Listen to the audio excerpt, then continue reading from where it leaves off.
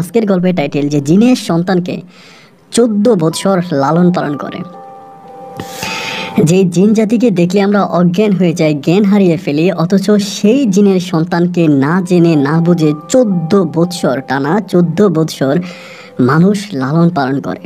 চরম ভয়ঙ্কর রকম এক বাস্তব জীবনের গল্প। বিশেষ করে গল্পটা এক অভিশপ্ত জীবনের গল্প, জিন দ্বারা পাওয়া এক অভিশপ্ত মানুষের ভয়ঙ্কর জীবনের গল্প। আমি সবাইকে অনুরোধ করবো শুরু থেকে শেষ পর্যন্ত সিলেটের ভাই মোহাম্মদ সুলেমান হোসেনের জীবনের বাস্তব গল্পটা আমার মুখে শুনবেন এবং গল্প শেষে সুলেমান ভাইকে আপনার মতো করে একটা মন্তব্য কমেন্ট বক্সে লিখবেন। ধন্যবাদ সবাইকে। সুপ্রিয় বন্ধুগণ, আসসালামু আলাইকুম।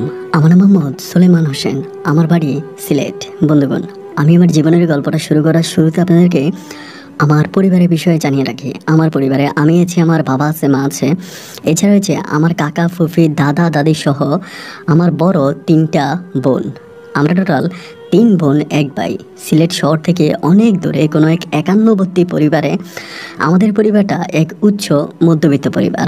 আমার বাবা পেশায় একজন আলেম। আমার বাবা শুধু আলেম নয়, আমার বাবা আমাদের এলাকায় একজন কোরআনে হাফেজ। ওই সময় আমাদের এলাকাতে হাফেজের সংখ্যা খুবই কম ছিল। তারই মাঝে আমার বাবা ছিল কোরআনে হাফেজ সহ একজন খ্যাতিমান মাওলানা। সবাই আমার আব্বাকে অনেক সম্মান করতো, শ্রদ্ধা করতো, ভালোবাসতো এবং বিভিন্ন ধরনের ধর্মীয় অনুষ্ঠানগুলোতে আমার আব্বাকে দাওয়াত দেওয়া হতো। আব্বার সাথে সাথে বাবার একমাত্র সন্তান হিসেবে আমিও বাবার সাথে বিভিন্ন ধর্মীয় অনুষ্ঠানগুলোতে যেতাম, আমাদের ইসলামিক ধর্মীয় অনুষ্ঠানে, এবং সেখানে গিয়ে আমি করত, কেরাত, গজল এগুলো গাইতাম এবং ধর্মের দিক থেকে অনেক মানুষ আমাকে অনেক আদর, স্নেহ, ভালোবাসতো। আমি দেখতে শুনতে ছোটবেলা থেকে অনেকটা নাতুস নুতুস প্রকৃতির ছেলে ছিলাম। যেমন এরকম ছোট অনেক বাচ্চারা থাকে যাদের স্বাস্থ্য অনেক ভালো থাকে এবং দেখতে তারা অনেক ফর্সা হয়, আমি ঠিক তাদের মতোই ছিলাম। এজন্য আমি আব্বার সাথে যখন বিভিন্ন মাহফিলে যেতাম, সেখানকার হুজুররা আমাকে সবাই কোলে নিত, চুমো দিত, আদর করত, অনেক বেশি ভালোবাসতো। এমন করে আমার শৈশবের দিনগুলো কাটতে থাকে। একবার যে আমি মোটামুটি প্রায় অনেকটাই বড় হয়ে যাই। অনেকটা বড় হওয়ার পরে আমার বাবা তখন আমাকে একটা মাদ্রাসায় ভর্তি করে। যদিও আমার আব্বার ইচ্ছা ছিল যে আমাকে হাফিজি পড়াবে, কিন্তু আমাকে হাফিজি পড়াতে পারিনি, কেন জানি আমার হাফিজি পড়া হয়নি। মানে কোরআনে হাফেজ বানানোর ইচ্ছা ছিল আমার আব্বার, কিন্তু আর সেটা হয়নি। দেন আমাকে তখন একটা মাদ্রাসায় ভর্তি করানো হয়। আমি ওই মাদ্রাসায় তখন পড়াশোনা করতাম। ছোটোবেলা থেকে আমি যথেষ্ট পরিমাণের মেধাবী একজন ছাত্র ছিলাম। পড়াশোনার প্রতি আমার খুব আগ্রহ ছিল, টান ছিল। আমি ছোটোবেলা থেকে বইপত্র ছাড়া কোনো কিছুই বুঝতাম না। বাচ্চারা মাঠে খেলতে যেত, খেলে সময় নষ্ট করতো, কিন্তু আমি আমার পড়াশোনা করে সময় দিতাম। শুধু এই কাজটা আমি বেশিরভাগ করতাম। এমন করতে করতে একটা পর্যায়ে আমি আমাদের এলাকারই একটা মাদ্রাসা থেকে আলেম পাশ করি এবং আলেম পাশ প্রথমে দাখিল পাশ করি এবং দেন আলেম পরীক্ষা দিই। আলেম দাখিল দুটোতেই আমার খুব ভালো রেজাল্ট হয় এবং আলেম পাশ করার পরে আমার আব্বা তখন চিন্তা ভাবনা করলো যে আমার বাবার তখন প্রায় অনেকটাই বয়স হয়েছে। বাবা তখন আর আগের মতো ওয়াজ মাহফিল করতে পারে না এবং যে প্রতিষ্ঠানে চাকরি করতো ওখান থেকে আমার আব্বা চাকরিও ছেড়ে দেয়। তখন পর্যন্ত কিন্তু আমার দাদা, দাদি, আমার মানে সবাই বেঁচে আছে। আমাদের দাদা, দাদি বা আমার কাকা, ফুফিরা যারা আছে সবাই বেঁচে আছে। এবং একইভাবে দেখা যায় আমার বোনদেরকে, মানে আমার একদম বড় যে বোনটাকে, এটা আমরা ঘর জামাই বিয়ে দিই, আমাদের বাড়ির মধ্যে থাকে। তো পারিবারিকভাবে আমার আব্বার অনেক টাকা পয়সা খরচ হচ্ছে। তো আব্বার পক্ষে আসলে একা ওই টাকা পয়সা বহন করা সম্ভব না। দেন আমার বাবা তখন আমাকে আলেম পাশ করার পরে একটা মসজিদে ইমামতে চাকরি দেয়। তো আমি তখন একটা মসজিদে ইমামতে চাকরি করি। তো আপনারা হয়তো অনেকেই জানেন যে আমাদের বাংলাদেশের অবস্থায় একজন ইমামের বেতন কত। এত কম টাকা বেতন পাইতাম যে বেতন দিয়ে আসলে বাবা মাকে নিয়ে চলাটা খুব কঠিন হয়ে যেত। আমার এত কম টাকা বেতন ছিল, ঠিকমতো চলাফেরা করতে পারতাম না, পরিবারের জন্য টাকা পয়সা পাঠাইতে পারতাম না, অনেক অভাব অনটনে পড়ে যাই। এই জন্য আরও কয়েকজন আলেমের সাথে একদিন বসে তাদের সাথে আলোচনা করার পরে আমার একজন আলেম ছিল, তেনার বাড়িও সিলেটে, তিনি তখন আমাকে একটা যুক্তি বা পরামর্শ দিল। আমাকে বলল যে সুলেমান হুজুর, আপনি একটা কাজ করেন, অমুক জায়গায় একটা মাদ্রাসা আছে, ওই মাদ্রাসাটা নতুন করা হয়েছে, সেই মাদ্রাসার হুজুর খুঁজতেছে, ওরা হুজুর চাচ্ছে এবং সেখানে বেতন অনেক ভালো, বাচ্চাদের সাথে থাকবেন এবং মানে মাদ্রাসা সহ হেফজখানা, ওইখানে বাচ্চারা থাকে আর কি, মানে বোর্ডিং আছে। তো আমাকে বললো যে আপনি ওইখানে চলে যেতে পারেন, আপনি যেহেতু দেখতে শুনতে ভালো আছেন এবং ইয়াং একজন হুজুর, আপনাকে ওখানে নিয়ে যাবে। পরে যে মসজিদে আমি ইমামতি করতাম, ওই মসজিদের ইমামতির চাকরি আমি তখন ছেড়ে দিই। ইমামতির চাকরি ছেড়ে দিয়ে আমার বন্ধু বলা ওই মাদ্রাসার ঠিকানা অনুসারে আমি যাই। যাওয়ার পরে ওইখানে তারা আমাকে দেখে শুনে কোনো ইন্টারভিউ ছাড়াই, মানে কোনো কিছু জিজ্ঞেস করা ছাড়াই তারা আমাকে চাকরি দিয়ে দেয়। তারা বলতেছে আমরা এরকম হুজুরি খুঁজতেছিলাম, দেখতে সুন্দর সুন্দর বা সুদর্শন, আমাদের মানে অনেক বাচ্চারা মাদ্রাসায় থাকে, তাদের সাথে রাতে থাকবে। তো আমরা মনে মনে এরকম একজন হুজুরি খুঁজতেছিলাম, যেমনটা আমরা চেয়েছি আমরা তেমনটাই পেয়েছি। তো এই জন্য আমাকে তখন তারা চাকরিতে নিয়োগ দিল এবং তাদের ওখানে আমার তখন চাকরি হলো। কিন্তু নিয়ম হচ্ছে যে ওই মাদ্রাসায় থাকতে হবে। পরে চাকরি হওয়ার পরে আমি একদিন পরে বাড়িতে আসছে, বাড়িতে এসে আমার আব্বাকে এরকম এরকম বললাম। তো ওই জায়গাটা আমাদের বাড়ি থেকে বেশ দূরে, মানে অনেক দূরে হওয়ার কারণে আমার আব্বা একটু দ্বিমত পোষণ করলো, মানে একটু বললো যে এত দূরে চাকরি করাটা কি ঠিক হবে? আমার আব্বু বললো তা আশেপাশে কোথাও কি কোনো কাজ পাওয়া যায় না? আমি বললাম যে না বা, আশেপাশে তো অনেক খোঁজাখুঁজি করছে, মসজিদে চাকরি ছাড়া আর কোনো চাকরি পাই না। তা মসজিদে চাকরি করে যে টাকা বেতন পাই তা দিয়ে তো বাবা চলতে পারি না। তো আমার আব্বা তখন খুব দুঃখ করে একটা কথা বললো যে কবে যে ইমাম সাহেবদের প্রতি মানুষের দয়া ভালোবাসা বাড়বে, কবে যে মসজিদের ইমামদের বেতন বাড়বে এবং ইমাম সাহেবরা তাদের বউ বাচ্চা নিয়ে ভালো করে চলতে পারবে, আল্লাহ তালাই ভালো জানে। খুব দুঃখ করে আব্বু কথাটা বললো। এরপর আমার তখন মাদ্রাসায় চাকরি হলো, যে আমি আমার বেডিংপত্র কাপড় চোপড় যা কিছু আছে সব নিয়ে মাদ্রাসার উদ্দেশ্যে রওনা দিই এবং ওই মাদ্রাসায় গিয়ে পৌঁছাই। এবং মাদ্রাসায় যাওয়ার পরে আমি খুব ভালো ছিলাম, আমি ছিলাম এবং আরেকজন হুজুর ছিল।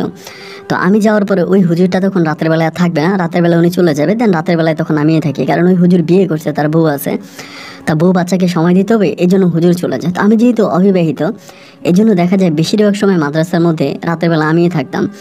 এবং আমার মাদ্রাসায় প্রায় আপনার 32 জনের মতো ছেলে ছিল মানে মাদ্রাসায়, এবং ওই 32টা ছেলে আমাকে অনেক বেশি ভালোবাসতো। আমার এই মাদ্রাসাটা এত বড় একটা মাদ্রাসা যে সিলেটের নামি দামি কয়েকটা ভালো মাদ্রাসার মধ্যে আমার এই মাদ্রাসাটাও একটা। এখনও ওই মাদ্রাসায় মানুষ বাচ্চা ভর্তি করানোর জন্য লাইনে থাকে। যাই হোক, ওই মাদ্রাসায় পড়াশোনা করাতে করাতে একজন ছাত্র আমি পাই, যার নাম হচ্ছে আইয়ুব আলী।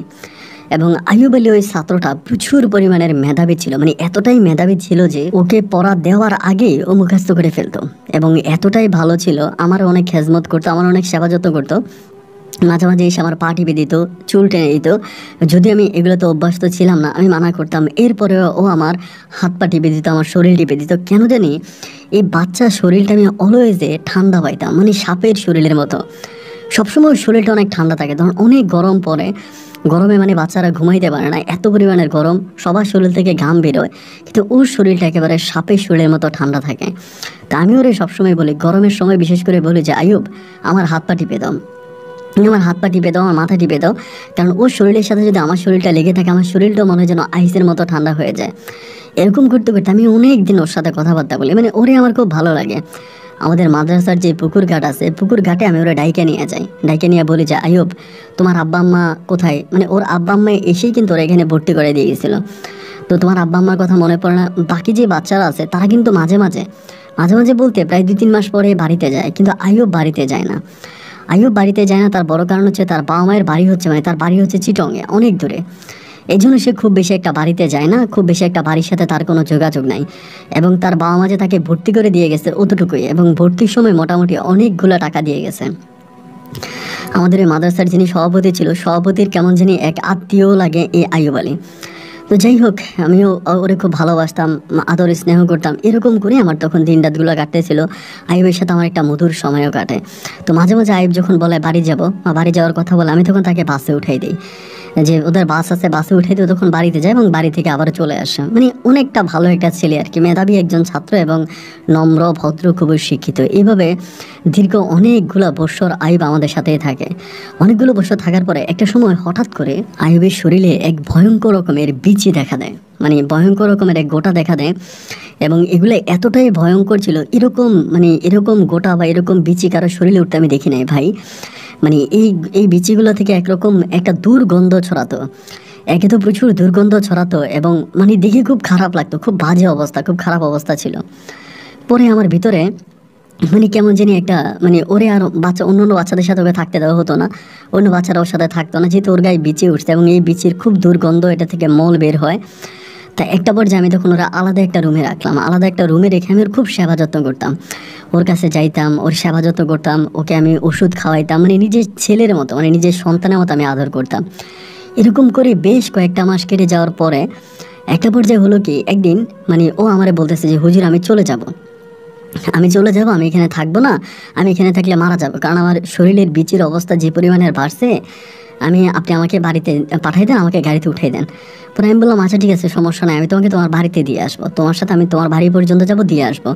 আমার বলে না হুজুর, আপনি কষ্ট করে বাড়ি পর্যন্ত যাওয়া লাগবে না, আপনি আমাকে স্টেশনে নিয়ে বাসে উঠিয়ে দেন, আমি বাসে করে চলে যাব। তো এটা যখন বললাম, আমি বললাম আচ্ছা ঠিক আছে। তো এরপরের কারণে ওর অবস্থা তখন এতটাই খারাপ যে গরম পানি দিয়ে ওর শরীরে মোছা লাগে, ধোয়া লাগে, খুব খারাপ অবস্থা। ওকে তো এরকম করে সেবা যত্ন করার মধ্যে এখানে কেউ নাই। পরে চিন্তা ভাবনা করলাম যে ঠিক আছে, যেহেতু যেতেই চায় তাহলে ওরা বাড়িতে পাঠিয়ে দিই। পরে এরপরের দিনে আমাকে তখন বাসে করে, আমাদের এলাকায় যে বাস স্ট্যান্ড ছিল ওই বাসে করে আমি তখন তারা বাড়িতে পাঠিয়ে দিই। ও তখন ওর বাড়িতে চলে যায়, এবং বাড়িতে চলে যাওয়ার পরে দীর্ঘ প্রায় 1 মাসের মতো কেটে যায়। আইয়ুব আর মাদ্রাসায় ফিরে আসে না, এবং আইয়ুবের সাথে আমার কোনো রকমের কোনো যোগাযোগও নাই, কোনো কথাবার্তাও নাই, কোনো কিছু নাই। আইয়ুব চলে যায় তার বাড়িতে, ও আর ফিরে আসে না। এখন ফিরে না আসার কারণে আমার ভিতরে কেন জানি আইয়ুবের জন্য অনেক কষ্ট হচ্ছে, যে ছেলেটা আমাকে অনেক ভালোবাসতো, এবং এরকম অসুস্থ একটা শরীর নিয়ে চলে গেল, বেঁচে আছে না মরে গেছে আল্লাহ জানে তার কি জানি অবস্থা। পরে আমাদের মাদ্রাসায় যে সভাপতি ছিল, যেহেতু আমি জানতে পারছি সভাপতির কেমন জানি আত্মীয় হয় আইয়ুব, তা সভাপতিকে তখন জিজ্ঞেস করলাম যে হুজুর, আইয়ুব নামের একটা ছেলে যে আমাদের মাদ্রাসায় পড়াশোনা করতো, আপনি তো বললেন যে ছেলেটা নাকি আপনার কেমন আত্মীয়, তা ছেলেটা তো অসুস্থ শরীর নিয়ে মাদ্রাসা থেকে গেছে, এরপরে আর আসে নাই। অনেক মেধাবী এবং ভালো একটা ছেলে ছিল, এখন ছেলেটার কি অবস্থা, ছেলেটা বেঁচে আছে না মরে গেছে, তার শারীরিক অবস্থা কি, এটা খুব জানতে ইচ্ছে করতেছিল। তো আপনি কি আপনার আত্মীয়ের সাথে কোনো যোগাযোগ করতে পারবেন? তখন ওই আমাদের মাদ্রাসার সভাপতি হুজুর আমারে বলতেছে, আপনারা কে বললো যে ও আমার আত্মীয়? আমি বললাম যে না, অনেক বাচ্চারাই বললো যে আপনার নাকি ওর আত্মীয়, ওর নাকি কেমন জানি পরিচিত। বলে না, ওর বাড়ির যে এখানে, ওইখানে আমি আমার দুঃসম্পর্কের এক চাচাতো বোনকে বিয়ে দিয়েছিলাম, এবং ওই এলাকাতে আমি অনেকবার গিয়েছিলাম, অতটুকুই আত্মীয়, ওরকম কোনো আমাদের সাথে ওরকম কোনো সম্পর্ক নাই। তা আমি তখন বললাম তাহলে হুজুর একটু আপনার ওই চাচাতো বোনকে ফোন করে একটু বা কোনোভাবে একটু খোঁজখবর নেওয়া যায় কি না, যে আইয়ুবের কী অবস্থা। পরে আমারে বলে না, ওদের সাথে আমাদের কোনো যোগাযোগ নাই, একটা কাজ করেন, আপনি তো আইয়ুবের ঠিকানা জানেন, ঠিকানায় গিয়ে একদিন আইয়ুবকে দেখে আসেন যে ওর অবস্থা কি, ও ভালো আছে কিনা। পরে আমি বললাম যে এটাও তো ঠিক বলছেন। এর 2 দিন পরে আমি তখন আইয়ুবকে দেখার জন্য রওনা দিলাম, এবং আমি যখন যাচ্ছি আমার সাথে আমার আরেকটা মাদ্রাসার ছাত্র, ও আমারে বলে হুজুর আমিও যাব, আইয়ুবের জন্য আমার মন খারাপ লাগতেছে, আমিও আইয়ুবকে দেখতে যাব। আমি বললাম যে ঠিক আছে, তুমি সহ যাবা, তাহলে চলো। আমি আমার মাদ্রাসার আরেকটা ছাত্রকে নিয়ে তখন আইয়ুবের উদ্দেশ্যে, আইয়ুবের বাড়ির উদ্দেশ্যে রওনা দিলাম। ঠিকানা নিয়ে আইয়ুবের বাড়ির উদ্দেশ্যে রওনা দিলাম। আমি একটা সময় আইয়ুবের বাড়ি চট্টগ্রামে, ওখানে গিয়ে পৌঁছাইলাম, এবং যে গ্রামের ঠিকানা দেওয়া বা আইয়ুবের ওই ঠিকানা অনুসারে গ্রামে গেলাম। গ্রামে যাওয়ার পরে অবাক বিষয় হচ্ছে, ওই গ্রামের কেউই আইয়ুবকে চিনে না, এবং আইয়ুবের বাবা মায়ের নাম বলি, পাড়ার নাম বলি, সব কিছুই ঠিকানা ঠিক আছে। ওই গ্রামে আইয়ুবের বাবা মা নাই, তবে একটা জিনিস কি, আইয়ুবের বাবা মা আছে। আইয়ুবের বাবা মা আছে বলতে আইয়ুবের বাবাও মারা গেছে, মাও মারা গেছে, কিন্তু বহু বছর আগে। আইয়ুব বলে তাদের কোনো সন্তান ছিল না, তারা স্বামী স্ত্রী দুজনেই মারা যায়, এবং অপঘাতে তাদের মৃত্যু হয়, তারা দুজনেই মারা যায়। ওই যে 2টা নাম আমাদের দেওয়া স্বামী স্ত্রী, ওই 2টা নাম হচ্ছে ওই তাদেরই নাম। পরে আমারে বলে এরা তো বহু বছর আগে মারা গেছে স্বামী স্ত্রী, এদের তো কোনো সন্তান নাই, আপনি সন্তান পাইলেন কই? আমি বললাম যে 2টা তারাই গিয়ে তাদের সন্তানকে ভর্তি করে দিয়ে আসছিল অমুক মাদ্রাসায়। তো সেই সময় তো আসলে আপনার এতটা ডিজিটাল জামানা ছিল না, ইন্টারনেট, ফেসবুক বা হচ্ছে মোবাইল টোবাইল, এগুলো এত কিছু ছিল না। তো তখন আমি চিন্তা করলাম যে কি করা যায়, অনেক কথাবার্তা বললাম, সবাই আমার আইয়ুবকে চিনতেই পারে না। তা মনটা অনেক খারাপ হয়ে গেল। পরে ওখান থেকে আবারও আমি আর আমার ওই মাদ্রাসার ছাত্র তখন ফিরে আসতেছি। বাসের মধ্যে বসার পরে হঠাৎ করে আমার কাছে কেন জানি মনে হচ্ছে যে আইয়ুব সামনের যে সিটটা আছে, সামনের সিটে ওই ড্রাইভারের পাশে বসে আমার দিকে তাকায় আছে। আমি বারবার ওইখানে তাকাই, আমি আমার ছাত্ররে বলতেছি দেখো তো এটা আইয়ুব কিনা। তাহলে বলে না হুজুর, এটা তো আইয়ুব না। তা আমার কাছে কেন জানি মনে হয় যে ওই যে ওখানে একটা ছেলে বসে আছে, ওই ছেলেটা অবিকল দেখতে মনে হয় যেন আইয়ুব, এরকম। পরে আমি বলি এই ছেলেটা দেখতে আইয়ুবের মতো না। আমার ছাত্র আমারে বলে না হুজুর, আপনি কি বলেন, এই ছেলের চেহারা আর আইয়ুবের চেহারা তো একরকম না। পরে আমরা মাদ্রাসায় ফিরে এসে এই ঘটনা আমি মাদ্রাসার সভাপতিকে জানাই। সভাপতিকে জানানোর পরে সভাপতি তখন আমাকে বলে যে বাদ দেন, যেহেতু চলে গেছে তাইলে আর এটা বলে লাভ নাই, তারা সম্ভবত ভুল ঠিকানা দিয়ে গেছে। আমি বলি হুজুর আপনি এটা কী বললেন, ভুল ঠিকানা দিয়ে গেছে? যদি ভুল ঠিকানা দিয়ে যাইতো, ওই ঠিকানা অনুসারে গিয়ে তো আমি আইয়ুবের বাবা মাকে পাইছি, এবং তারা বহু বছর আগে মারা গেছে গ্রামের লোকেরা বলে। তাইলে এটা কীভাবে হইলো? উনি আমারে বলে আচ্ছা বাদ দাও তো, এটা নিয়ে আর কোনো কথাবার্তা বলার দরকার নাই, যে ছেলে চলে গেছে ওই তার মতো করে থাক, আপনি অন্য বাচ্চাদেরকে পড়ান, আমি আবার অন্য বাচ্চাদেরকে পড়াচ্ছি, কিন্তু ভাই বুকের ভিতর থেকে কেন জানি আয়ুবের জন্য যে একটা মায়া, ওই মায়াটা কোনোভাবে শেষ হচ্ছে না। মানে আয়ুব আমার কাছে আমার সন্তানের মতো ছিল, প্রচণ্ড রকমের ওকে আমি ভালোবাসতাম, অনেক বেশি ভালোবাসতাম। এরকম করে মাঝে মাঝে আমি আল্লাহর কাছে প্রার্থনা করি, কান্নাকাটিও করি, মনে যাতে জানলাম আমি যাতে আয়ুবকে পাই, বা আয়ুব কোথায় চলে গেল ওকে যদি আমি একটা আবার দেখি। মানে এরকম মানে এত ভালোবাসা মনে হয় আমার নিজের পরিবারের মানুষের প্রতি আমার এত ভালোবাসা জন্মায় নাই, আইয়ুবের প্রতি আমার যে ভালোবাসাটা জন্মায়। তো এরকম করে একদিন হলো কি, আমি ফজরের নামাজের আগে, মানে ফজরের নামাজের আগে আমি তাহাজ্জুদ পড়বো। তাহাজ্জুদ পড়ার জন্য আমি তখন কি করলাম, আমার ওই মাদ্রাসা থেকে বের হইলাম, মানে মাদ্রাসার দরজা থেকে বেরোলাম। বের হওয়ার পরে হঠাৎ করে আমি তাকিয়ে দেখি একটা সাপ আমার মাদ্রাসার সামনে, মানে আমার মাদ্রাসার সামনে বলতে আমার যে বাচ্চারা যে বোর্ডিংয়ে থাকে ওই বোর্ডিংয়ের সামনে, মানে বোর্ডিংয়ের সামনে যে আপনার লাইট আছে, আপনার ওই লাইটের আলোতে দেখা যাচ্ছে যে একটা সাপ, অনেক বড় না ছোট না মাঝারি আকারে, মাদ্রাসার ওই ইয়েটার ভিতরে বসে আছে, মানে দেখা যাচ্ছে। মানে ওই লাইটটার মধ্যে, লাইটটার নিচে সাপটাকে দেখা যাচ্ছে, যে মাদ্রাসার যে বাচ্চাদের যে দরজা আছে দরজার সামনে। আমি সাপটাকে দেখা মাত্রই আমার শরীরের পশম দাঁড়িয়ে গেল, কিরে এই সাপ এখানে আসলো কোথেকে? এখন একটু পরেই তো আমার বাচ্চারা ধরেন মাদ্রাসায় যাওয়ার জন্য বা আজান দিবে, নামাজ পড়ার জন্য ঘুম থেকে উঠবে, উঠলেই তো এই সর্পদংশনে আমার বাচ্চাগুলো মারা যাবে।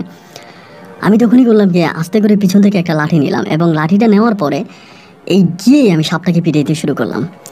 অবাক বিষয়, মানে অবাক করা বিষয় হচ্ছে, আমি সাপটাকে যতই পিটাইলাম মানে সাপটা সরলো না। অনেক সাপ হয় না যে ধরেন মারতে গেলে চলে যায় বা পিছনের দিকে চলে যায়, এই সাপটা জায়গার মধ্যে বসেছিল। মনে হয় যেন সাপটা অনেক অসুস্থ, এরকম মনে হলো। আমি সাপটাকে অনেক পিটাইলাম, পিটাই সাপটাকে আমি মেরেই ফেললাম। এবং সাপ মারার শব্দ শুনে বাচ্চারা অনেকে ঘুম থেকে উঠে গেছে, সবাই তখন দরজা খুলছে, দরজা খুলে দেখে এই ঘটনা। সবাইকে আমি বললাম যে আজকে তো তোমাদেরকে মেরে ফেলতো, আজকে তোমরা মারা যাইতা, এই সাপ তো তোমাদের ঘরের দরজায় ছিল, তোমরা তো ঘর থেকে বেরোলে তোমাদেরকে সবল মারতো। পরে সব বাচ্চারা বলে হুজুর। পরে আমি বললাম আমি উজু করতে যাচ্ছি, তা বড় কয়েকটা বাচ্চা ছিল, ওদেরকে বললাম যে সাপটারে মাটি দিয়ে দাও, মানে মাদ্রাসার কোনো একটা কর্নারে নিয়ে সাপটারে মাটি দিয়ে দাও। তো বাচ্চারা তখন কি করলো না করলো আমি জানি না। আমি তখন মসজিদে ঢুকলাম, ঢুকে আমি তাহাজ্জুদটা পড়লাম। তাহাজ্জুদের নামাজটা শেষ করে আমি ফজরের নামাজটা পড়লাম, এবং ফজর পড়ার পরে আমি তখন বাচ্চাদেরকে মাদ্রাসায় পড়াইতে আসি। কিন্তু কেন জানি ভাই আমার শরীরটা অনেক জ্বালাফালা করতেছে, মানে আমার শরীরটা অনেক জ্বলতেছে। মানে কেন এরকমটা হচ্ছে আমি জানি না, মানে আমার শরীরটা অনেক মানে জ্বলতেছে, মনে হয় যেন মানে আমার বুকের ভিতরে মনে হয় খুব কষ্ট হয়ে যাচ্ছে। আমার মনে হয় যেন আমি আমার খুব কাছের কাউরে হারাই ফেলছি, আমার খুবই কাছের কেউকে মনে হয় আমি হারাই ফেলছি। এমন একটা কষ্ট, এমন একটা যন্ত্রণা আমার নিজের বুকের ভিতরে হচ্ছে। তা আমি বুঝতে পারতেছিলাম না যে এই যন্ত্রণা বা এই কষ্ট হওয়ার কারণটা কি, কেন আমার বুকের ভিতরে আমার নিজের এতটা কষ্ট হবে, বা আমি আমার আপন কাউরে হারাই ফেলছি, এরকমটা মনে হয়। তো যাই হোক, মাদ্রাসার বাচ্চাদেরকে পড়াইলাম, পরে সকালে নাস্তা পানি করলাম, নাস্তা পানি করে আমি আস্তে আস্তে করে হাঁটাহাঁটি করতেছি, এরকম করে এদিক সেদিক হাঁটাহাঁটি করতেছি। একটা পর্যায়ে আপনার জোহরে আজান দিবে, মানে জোহরে আজানের কিছুটা আগ মুহূর্তে আমাদের ওখানে একটা আম বাগান ছিল আমার এই মাদ্রাসায়। তো এই আম বাগানটা মোটামুটি অনেক বড় এবং খুবই নীরব। আমার যখনই মন খারাপ লাগতো বা মনে ভালো না লাগতো, আমি আম বাগানের ওখানে গিয়ে বসে থাকতাম, আম বাগানে গিয়ে বসে থাকতাম। তো মনটা যেহেতু আজকে খুব খারাপ লাগতেছে, কোনো কিছু ভালো লাগতেছে না, ভিতরে অনেক উদাস উদাস একটা ভাব লাগতেছে, আমি তখন করলাম কি, মানে জোহরের আজানের কিছুক্ষণ আগে ওই আম বাগানের ভিতরে ঢুকলাম। এবং আম বাগানের ভিতরে ঢুকে বড় একটা আম বাগানের নিচে এখানে টুল দেওয়া আছে, মানে টুলের মধ্যে মাঝে মাঝে আমি গিয়ে বসে, আমার জন্য আসলে ওই জায়গাটা, আমি ওখানে বেশি বেশি বসতাম। তা টুলের মধ্যে গিয়ে আমি তখন একটু আম গাছের সাথে হেলান দিয়ে চোখটা বন্ধ করে একটু শুয়ে থাকি। কিছুক্ষণ পরে মানে হঠাৎ করে আমার একটু মানে ঘুম চলে আসে, মানে তন্দ্রায়, ঘুম বলতে তন্দ্রায় চলে আসে। এবং তন্দ্রায় আসার পরে আমার এইটুকুনের ভিতরে আমার হঠাৎ ঘুমটা ভেঙে যায়। এবং ঘুমটা যখন আমার ভেঙে যায় ভাই, আমি জানি না আপনি বিশ্বাস করবেন না, আমার ঘুম ভেঙে যাওয়ার সাথে সাথে আমি দেখতেছি যে আমার মনে হয় যেন আমি মানে আপনার এরকম হাওয়ার মধ্যে বসে আছি, মানে এরকম একটা হাওয়ার মধ্যে, বাতাসের মধ্যে বসে আছে। আমার দুই পাশে আমি কাউকে দেখতে পাচ্ছি না, কোনো মানুষ নেই, একই চেয়ারে বসে আছে, কিন্তু এই পাশে ওই পাশে কোনো মানুষকে দেখতে পাচ্ছি না। এবং মনে হয় যেন এটা আবেরও অনেক উপরে, মানে আকাশের মধ্যে এরকম একটা জায়গা। মানে ভয়ও লাগতেছিল তখন। আমি তখন, আপনি বিশ্বাস করবেন কিনা জানি না, যে আমার শরীরে আমি চিমটি কাটি, মানে নিজের শরীরে চিমটি কেটে দেখি যে আমি আসলে ঠিক আছি কিনা, বা আমি ঘুমাচ্ছি কিনা, বা এটা আমার স্বপ্ন কিনা। কিন্তু শরীরে চিমটি কাটার মতো দেখলাম যে আমার শরীরে অনেক ব্যথা লাগলো, আমি ব্যথা পাইলাম। এবং ব্যথা পাওয়ার পর আমি বুঝলাম যে না, এটা তো সত্যি, আমি তো অন্য কোনো একটা জায়গায় চলে আসছি। এবং ঘুম ভাঙার পরে কিছুক্ষণ পরে এই জিনিসটাই, মানে ওই জিনিসটাই হঠাৎ করে কেমন জানি চারদিক থেকে কুয়াশার মতো ছিল, কুয়াশাগুলো আস্তে আস্তে আস্তে করে কেটে গিয়ে আমি দেখলাম যে আমি মোটামুটি একটা সমুদ্রের কোনো একটা দ্বীপের মধ্যে আমি বসে আছি একা একা। এবং কয়েকজন লোক আমি যখন ওইখানে বসে আছি তখন কয়েকজন লোক আসতেছে, এবং যারা পাঞ্জাবি পরা, টাকনু পর্যন্ত সাদা পাঞ্জাবি এবং আকারে অনেক লম্বা এবং খুবই ভয়ঙ্কর একটা পরিস্থিতি, মানে লোকগুলোকে দেখলে ভয় লাগার মতো একটা অবস্থা। তারা আসতেছে এবং তাদের সাথে আপনার এই যে ওই যে কাঁধে করে তারা একটা লাশ নিয়ে আসতেছে। মানে এটা অনেকে মানে কি মনে করবে আমি জানি না। আমার জীবনে এটা সত্য ঘটনা এবং বাস্তব ঘটনা, আমি এটা কোনো স্বপ্নে দেখি নাই। আমি যে আম বাগানের নিচে বসেছিলাম, এটা যে আমার লাইফে কোনো স্বপ্ন তা কিন্তু না। আমি যা দেখতেছি সবই রিয়েল, সবই বাস্তব। এই লোকগুলো আসতেছে, তখন আমি দোয়া পড়তেছিলাম, মানে দোয়া পড়তেছি বলতে আমার মুখ থেকে ওরকম কোনো দোয়াও বের হয় না, মানে আমি দোয়াও পড়তে পারি না। কেমন জানি আমাকে সব কিছু ব্লক করাই ফেলছে, মানে সব কিছু আটকাই ফেলছে। পরে দেখলাম যে আসার পরে একজন মহিলা খুব কান্না করতেছে, ওখানে একজন মহিলাও ছিল, সবাই সাদা পোশাক পরেই। তো মহিলা যে বোরকা পরেছে ওনার মহিলার বোরকাটাও সাদা। মহিলা কান্না করতেছে এবং সাথে অনেকগুলা মানে পুরুষ, তারাও সবাই মন খারাপ করে আছে। আমি দেখে বুঝে গেলাম যে এরা আসলে কোনো মানুষ জাতি না, এরা হচ্ছে জিন জাতি। তারা আমারে বলতেছে যে হুজুর আপনি একটা লাশ দেখবেন, এরকম করে আমারে বলে। যখন আমার বললো আপনি একটা লাশ দেখবেন, এমনিতে তো ধরেন ভয়ের মধ্যে আছি, তার মধ্যে যখন আমার বলতেছে আপনি লাশ দেখবেন, আমার গলা টলা সবকিছু শুকিয়ে গেছে, মনে হয় যেন আমার নিঃশ্বাসটা এখনই আটকায় যাবে। আমি প্রচণ্ড রকমের ভয় পাচ্ছি। আমি বললাম যে আপনারা এটা কি বলেন, আপনারা কারা, আমি তো আপনাদেরকে চিনি না, আমাকে এখানে কেন নিয়ে আসছেন? এবং আমারে বলতেছেন লাশ দেখাবেন, আমাকে কিসের লাশ দেখাবেন, আপনারা কি চান? তা আমাকে বলতেছে আপনি উঠেন, উঠে আইসা একটা লাশ দেখে যান। আমি যে ওইখান থেকে উঠবো, মানে উঠতেও ভয় পাচ্ছিলাম, আমার কাছে মনে হচ্ছে উঠলে আমি পড়ে যাবো, আমার শরীরটা এতটাই দুর্বল হয়ে যায়। তা এরপরেও উঠে আস্তে আস্তে করে ওনাদের সামনে আসলাম। সামনে আসার পরে দেখলাম ভাই একটা সাদা কাপড়ে পেঁচানো আমার ওই ছাত্র আইয়ুব আলীর লাশ। আইয়ুবকে দেখার পর আমার শরীরটা তখন একটা কাঁপ দিয়ে ওঠে, মানে একটা ঝাঁকুনি দিয়ে ওঠে, যেটা আমি কি দেখলাম। এবং ওর মুখের মধ্যে রক্ত মেখে আছে, মনে হয় যেন ওকে কেউ মেরে ফেলছে। পরে আমি বললাম এটা তো আমার ছাত্র আইয়ুব, ওরে অবস্থা কেন? বলে ওরে আপনি মারছেন। আমি বললাম যে আমি ওরে মারছি? কি বলেন, আমার ছাত্র আমি মারবো কেন? তা বলে হ্যাঁ, আপনার ছাত্রকে আপনি মেরে ফেলেছেন, আপনি এই কাজটা কেন করলেন? আমি তখন বললাম যে এটা আপনারা কি বলতেছেন, বলে চলেন আমাদের সাথে। তখন আইয়ুবের লাশ সহ আমাকে তারা এই সমুদ্রের উপর দিয়ে নিয়ে যাচ্ছে, মানে এরকম অবস্থা যে আমাকে তারা দুইজনে ধরে আছে, আমি পানির উপর দিয়ে ভাসতেছি। সমুদ্রের মধ্যে প্রচণ্ড রকমের ঢেউ, পানি, আমি ওই পানিতে ডুবে যাচ্ছি না, এই পানির উপর দিয়ে মনে হয় যেন আমাকে হেঁটে নিয়ে যাচ্ছে, এমন একটা অবস্থা। এবং দ্বীপ থেকে অনেক দূর পর্যন্ত একটা রাজপ্রাসাদের মতো, মানে একটা রাজমহলের মতো একটা জায়গা আমাকে নিয়ে গেল। এবং এটা সাগরের পাড়েই, মানে সমুদ্রের পাড়েই বিশাল একটা রাজপ্রাসাদ। এত বড় রাজপ্রাসাদ আমি আমার জীবনেও দেখি নাই। ওইখানে নিয়ে গেল এবং ভিতরে ঢুকানোর পরে দেখলাম যে সব মানুষগুলো এরকমই। আমার কাছে মনে হয় যাদেরকে দেখতে পাচ্ছি ওদের কারোই মুখ দেখতে পাই না, সবাই একটা সাদা কাপনে, মানে একটা সেতুর মতো আছে। পরে ওইখানে নিয়ে যাওয়ার পরে ওইখানে একজন আমি মানে রাজার মতো একটা মানুষ, আমরা যেরকম সিনেমায় বা টিভিতে আমরা যেরকম দেখতাম রাজার সিনেমা, বা ওইরকম একজন রাজা বসে আছে একটা রাজপ্রাসাদের মধ্যে। আমি ওখানে গেলাম, গিয়ে আমি সালাম দিলাম, তিনি আমার উত্তর দিল ওয়ালাইকুম আসসালাম, খুব সুন্দরভাবে বলল। পরে আমাকে বললো যে হুজুর আপনাকে দুনিয়া থেকে এখানে আনা হয়েছে, আপনি একটা অন্যায় করছেন, আপনার ওই অন্যায়ের শাস্তি দেওয়ার জন্য বা আপনার বিচার করার জন্য। আমি তখন বললাম যে এটা কোন জায়গা? বলে এটা আমাদের রাজ্য, আমাদের দুনিয়া, আপনারা আমরা জিনের মহলে নিয়ে আসছি। আমি তখন বললাম যে জিনের মহল, আমাকে এখানে কেন নিয়ে আসছেন, আমার অপরাধ কি? তো তিনি আমাকে বলতেছে আপনার অপরাধ, আপনি আইয়ুব আলীকে পিটায় মেরে ফেলছেন। আমি বললাম আমি আইয়ুব আলীকে কোথায় পিটাইছি? আমি তো আইয়ুব আলীকে অনেক সেবা করছি, যত্ন করছি, আইয়ুব আলীকে আমি নিজের হাতে খাওয়াইছি, ওর শরীরে যে দুর্গন্ধ ছিল, পোকা ছিল, ময়লা ছিল, আমি ওরা আমার নিজের সন্তানের মতো গোসল করাইছি, খাওয়াইছি। আর আপনি এখন বলতেছেন যে আমি আইয়ুব আলীকে মারছি। আমি আইয়ুব আলীকে মারতে যাব কেন? বলে হ্যাঁ, আজকে সকালবেলায় আপনি আইয়ুব আলীকে পিটায় মেরে ফেলছেন।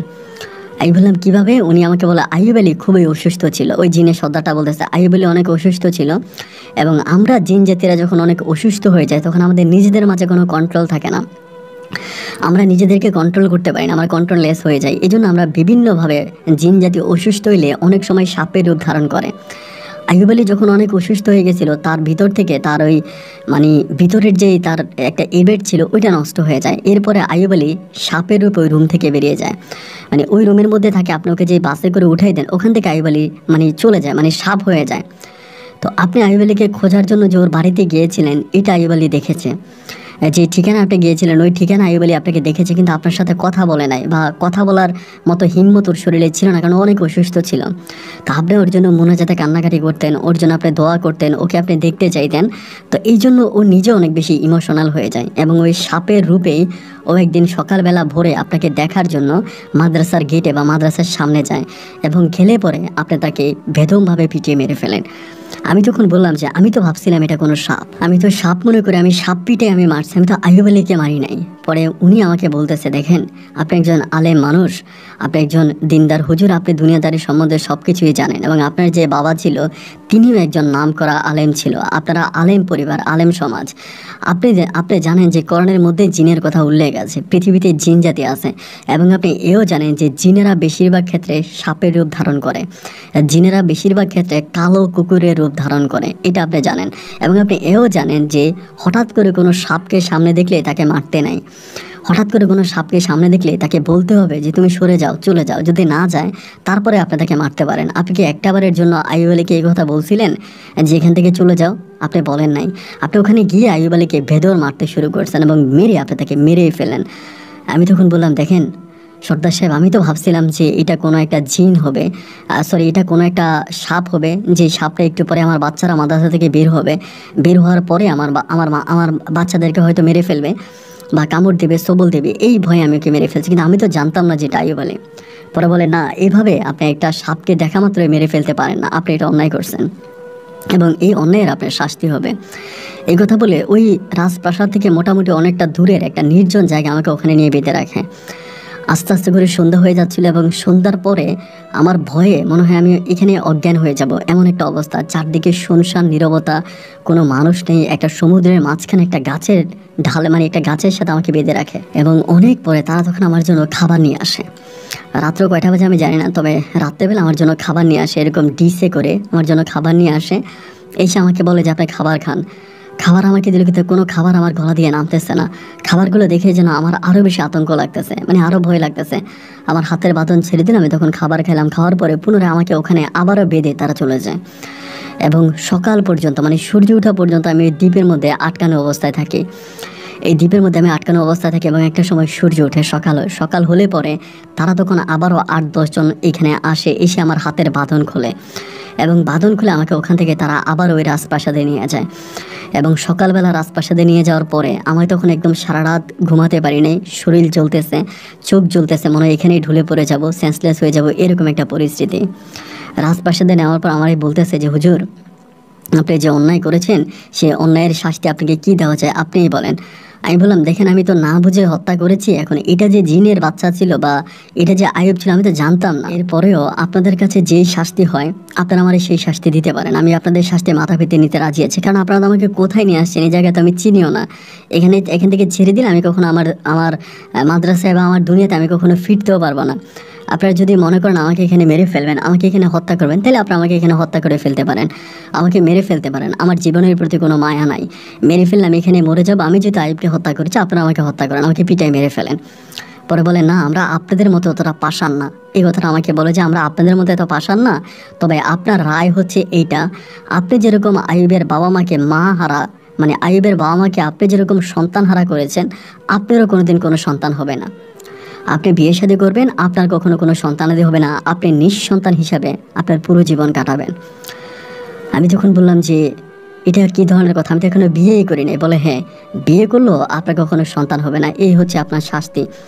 এই বলার পরে তারা তখন বললো, মানে জিনের ওই সর্দারটা বললো যে ওনাকে দিয়ে আসো এবং ওনাকে দিয়ে আসো, ওইটুকুই বলছে। এরপরে আমি অজ্ঞান হয়ে যাই, মানে ওখানে আমার সেন্সলেস হয়ে যায় এবং আমার যখন জ্ঞান ফিরে আমি তখন দেখতে পাই মাগরিবের কিছুক্ষণ আগ মুহূর্তে আমার জ্ঞান ফিরার পর আমি দেখতে পাই যে আমি ওই আপনার মধ্যে পড়ে আছি, মানে যেই আম বাগানে আমি বসেছিলাম চেয়ারের মধ্যে, ওই চেয়ারের নিচে আম বাগানের মধ্যে আমি অজ্ঞান অবস্থায় পড়ে আছি।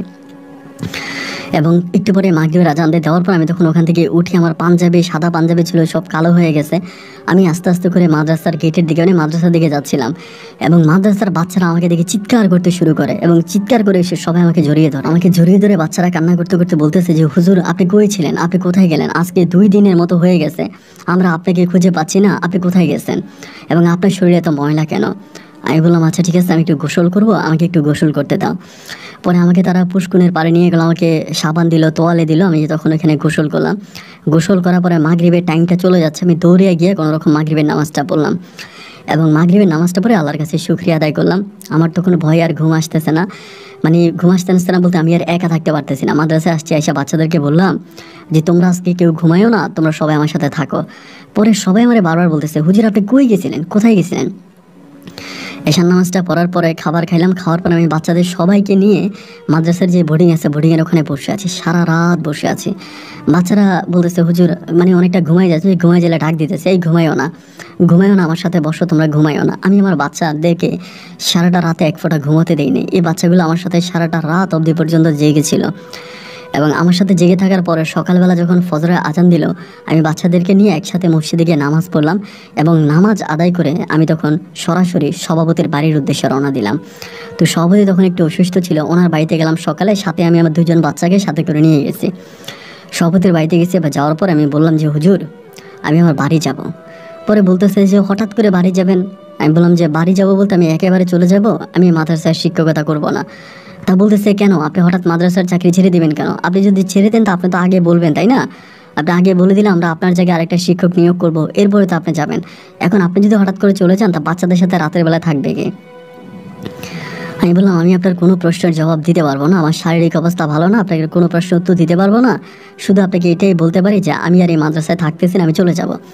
এই বলে আমি তখন আসতেছি। তো আমার সাথে যে দুটা বাচ্চা ছিল তারা বারবার বলতেছে হুজুর কি হয়েছে, আপনি চলে যাবেন কেন? আপনি আমাদেরকে বলেন কি হয়েছে, আপনি চলে গেলে তো আমরা মাদ্রাসায় পড়বো না, আমরা মাদ্রাসা থেকে চলে যাব, এরকম করে বলতেছে। আমি যখন আসলাম রুমে এসে আমি আমার বেডিংপত্র সব কিছু রেডি করে তখন চলে আসছি। আমার প্রত্যেকটা বাচ্চা তখন কান্না করতেছে, আমাকে জড়াই ধরায় কান্না করতেছে, হুজুর আপনি যাইয়েন না, হুজুর আপনি যাইয়েন না। মানে আমার কাছে মনে হয় যে আমি এই জায়গায় থাকলে আমি মারা যাব। মানে আমি এত বেশি ভয় পেয়েছি, মানে এত ভয় পাইছি যে এই জায়গায় থাকাটা আমার পক্ষে আর ঠিক হবে না, বা আমি থাকতে পারবো না। একদম মন মরা হয়ে গেছে। পরে বাচ্চাদেরকে বললাম তোমরা কান্না করো না, আমি আবার এসে তোমাদেরকে দেখে যাবো। এই বলে আমি 10টার দিকে তখন বাসে করে ওই জায়গায় সিলেটের মাদ্রাসা থেকে আমি তখন আমার বাড়ির উদ্দেশ্যে রওনা দিলাম। আমি বাড়িতে আসছি দুপুরের পরে। বাড়িতে আসার পরে আমি তখন মনটা অনেক মানে রাস্তার মধ্যে জোহরের নামাজ পড়ছি, ঘরে এসে খাবার দাবার খেলাম। আম্মা আমারে বলো তো কী হয়েছে?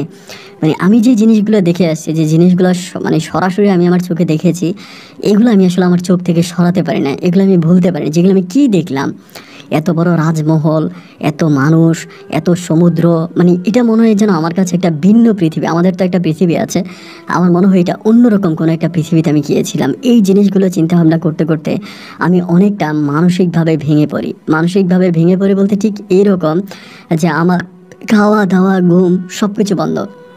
আমি খাওয়া দাওয়া করতে পারি না, ঘুমাইতে পারি না এবং 24টা ঘন্টা একটা ধ্যানের ভিতরে মগ্ন থাকি।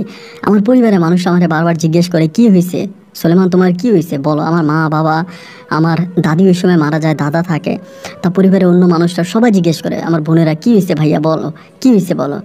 আমি কারো কাছে কোনো কথা বলতে পারি না। আর সবচেয়ে বড় কথা হচ্ছে কি ভাই, এটা কি বিশ্বাসের কথা? আমি যদি কাউরে বলি তা কেউ কি এটা বিশ্বাস করবে যে আমার সাথে এরকম কোনো ঘটনা ঘটেছে? এটা তো কেউ বিশ্বাস করবে না।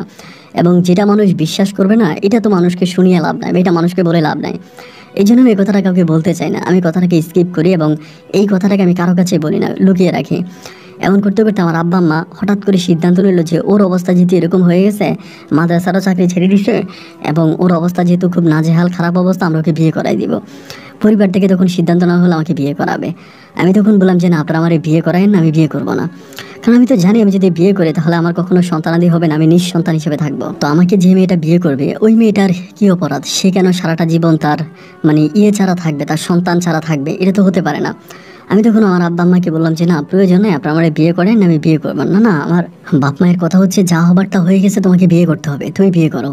এবং বিয়ে করলে তোমার এই যে মানে যে নিঃসঙ্গতা বা তোমার একা লাগা, তোমার খারাপ লাগা, তোমার ভিতরের যে একটা কষ্ট, এই কষ্টগুলো থাকবে না। এই সব কিছু কাটায় তুমি ভালো একটা অবস্থানে যেতে পারবা, তুমি বিয়ে করো। এই বিয়ের জন্য পরিবার থেকে তখন আমাকে খুবভাবে চাপ দিতেছে, আমি বিয়ে করবো না করবো না করবো না, কিন্তু শেষ পর্যন্ত পরিবারের চাপে পড়ে আমাকে বিয়ে করতে হয়। আমাদের এলাকারই একজন মেয়ের নাম ছিল আলিয়া আক্তার।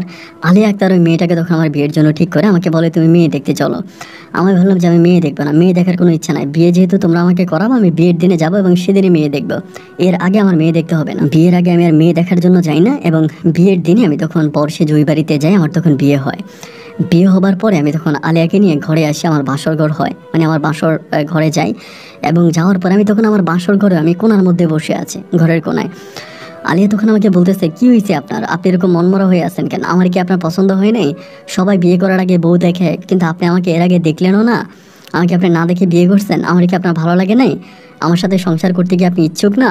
মানে কি হয়েছে আমাকে বলেন, বারবার বলতেছে। আমি বললাম যে না, কিছু হয় নাই, আমি ঠিক আছি, তুমি কোনো সমস্যা নাই বা কোনো কিছু হয় না, আমি ঠিক আছি। কিন্তু বারবার আমারে বলতেছে যে না, আপনি আসেন, এদিকে আসেন, খাটে আসেন, বসেন। ও আমার সাথে একরকম জোরাজোরি করতেছে।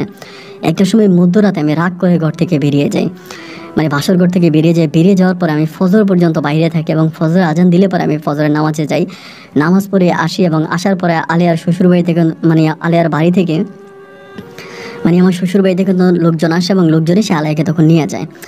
তো এর পরের দিন আমি আলিয়াদের বাড়িতে যাই আবারও, এবং যাওয়ার পরে আলিয়াকে আমি সাথে করে নিয়ে আসি। এরপর আমি আলিয়ার সাথে সংসার করতেছি, কিন্তু আমি ভিতরে কোনো রকমের তৃপ্তি পাচ্ছি না। পরে আমার আব্বা বললো, একটা কাজ কর, আমাদের এলাকার যে মসজিদ আছে ওই মসজিদ ইমামতি কর। আমাদের এলাকার একটা মসজিদে পরে আমার আব্বা আমার ইমামতি চাকরি ঠিক করে দিল। দেন আমি তখন আমাদের এলাকার মসজিদে ইমামতি করতেছি। দিনকাল ভালো লাগতেছে না, শরীর ভালো লাগতেছে না, মন ভালো লাগতেছে না, কেমন জানি সারাটাক্ষণ একটা হতাশা, একটা নিরাশা, একটা মানে একটা বিষণ্ণতার ভিতরে আমার জীবনটা কাটতেছে। মানে আমার ভিতরে কেন জানি একটা অন্যরকম মানুষ কাজ করতেছে, কেন এরকমটা হচ্ছে আমি নিজেও বুঝি না। একবার যে আমার এইভাবে 1 বছরের মতো আমি আমার ওয়াইফের সাথে থাকি, কিন্তু আমার ওয়াইফের ঘরে কোনো সন্তান হয় না, কোনো সন্তানাদি হয় না। আমার বউ তখন বলতেছে, সন্তান হয় না কেন, ডাক্তার দেখাবে। আমার কাছ থেকে টাকা পয়সা নিয়ে যায় এবং ডাক্তার দেখায়। ডাক্তার দেখানোর পরে এরকমভাবে প্রায় 2 বছরের মতো কাটে। 2 বছরের মতো কেটে যায়, ওর কোনো সন্তান হয় না। এবং এই যে ডাক্তারের কাছে যাচ্ছে, ডাক্তাররা এত পরীক্ষা নিরীক্ষা করতেছে, কোনোভাবেই কোনো কিছু ধরা পড়ে না, কোনো রোগ ধরা পড়ে না। ডাক্তাররা বলে আপনার সব কিছু ঠিক আছে, এবং আমাকে নিতে বলে। আমিও যখন যাই ওর সাথে, আমারও সব পরীক্ষা টরীক্ষা করে, অনেক চেক আপ করায়, এবং চেক আপ করে ডাক্তাররা রিপোর্ট দেয় যে আমারও সব কিছু ঠিক আছে, আলিয়ারও সব কিছু ঠিক আছে, আমাদের স্বামী স্ত্রীর মাঝে কোনো প্রবলেম নাই, আমাদের সব কিছুই ঠিক আছে, তাই আমাদের সন্তান হবে না কেন, এটা কেউ বুঝতে পারতেছে না। এবং আমি আমার পরিবারকে কোনো কিছু বলি না, কারণ বললে এটা তারা হিতে বিপরীত নেবে বা কী হয় না হয়। একটাবার জামান আম্মা হঠাৎ করে সিদ্ধান্ত নিল যে আমাকে কবিরাজের কাছে নিয়ে যাবে, আলিয়াকে কবিরাজের কাছে নিয়ে যাবে। কবিরাজের কাছে আমার আম্মা তখন কি করে, আলিয়াকে কোন একটা কবিরাজের কাছে নিয়ে যায়, কোন কবিরাজের কাছে না এটা কিন্তু আমি জানি না।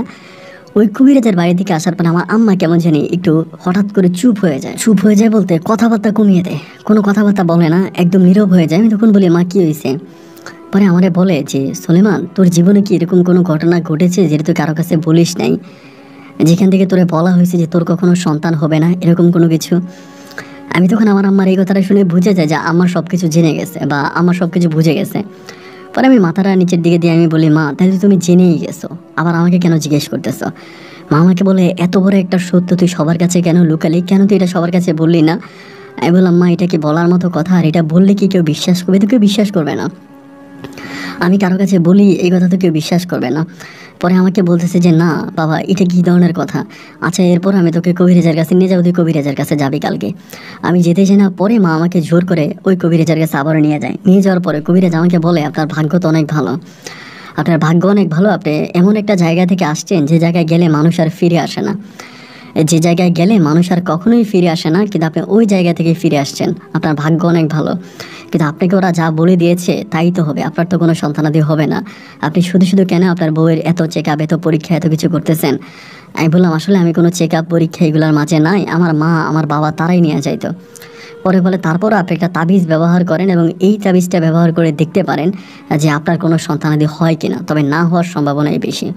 পরে ওই কবিরাজ আমার হাতে একটা তাবিজ পরায় দেয়, আমার বউয়ের হাতেও একটা তাবিজ পরায় দেয়, আমাদের দুজনকে তাবিজ পরায় কবিরাজ ছেড়ে দেয়। কিন্তু ওই তাবিজেও কোনো কাজ হয় না। তারপরেও দীর্ঘ প্রায় আরও 1 বছরের মতো কেটে যায়। ওই 1 বছরও আলিয়ার ঘরে কোনো সন্তান আসে না। 1 বছর পরে আমি তখন আলিয়ারে বললাম যে, আলিয়া একটা কাজ করো, যেহেতু তোমার সন্তানাদি হচ্ছে না এবং তুমি জেনেই গেছো যে আমার থেকে কোনো সন্তানাদি তোমার হবে না, তো এটা যেহেতু জেনেই গেছো, তুমি একটা কাজ করো, তুমি এখান থেকে চলে যাও, তুমি আমাকে ছেড়ে চলে যাও, তুমি অন্য কোথাও বিয়ে বসো, এবং অন্য কোথাও বিয়ে বসলে তোমার সন্তানাদি হবে। পরে আমারে বলতেছে, আপনি কি পাগল হয়ে গেছেন? এটা আপনি কি বললেন? আমি বললাম, যেটা আমি বললাম এটা আমি ঠিকই বললাম। তুমি একটা মেয়ে, কেন তোমার জীবনটা এভাবে নষ্ট করবা? তোমার জীবন তো এভাবে নষ্ট হওয়ার কোনো মানে নাই, কোনো কারণ নাই। তুমি চলে যাও, এবং তুমি চলে গিয়ে তুমি একটা ভালো লোক দেখে বিয়ে শাদী করো, সংসার করো, তোমার সন্তানাদি হোক এবং তুমি ভালো থাকো। ও তখন আমারে বলে যে, আমি কলমা কাবিন করে আপনাকে বিয়ে করছি, আপনার যে গতি আমারও সেই গতি। আপনি যদি সন্তান ছাড়া থাকতে পারেন তাহলে আমি কেন থাকতে পারবো না? আমিও সন্তান ছাড়া থাকতে পারবো।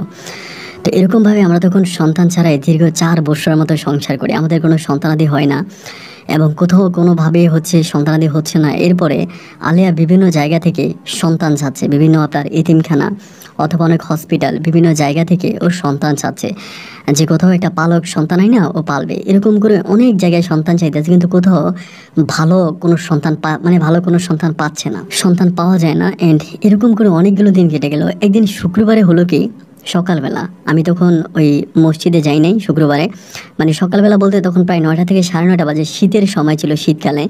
তো আমার বউ তখন করলো কি, আমাকে মুড়ি দিল, মুড়ির সাথে আপনার মিঠাই দিল, মানে গুড়ের একটা টুকরো দিল আর মুড়ি দিল। আমি তখন এটা খাচ্ছিলাম উঠানে বসে বসে।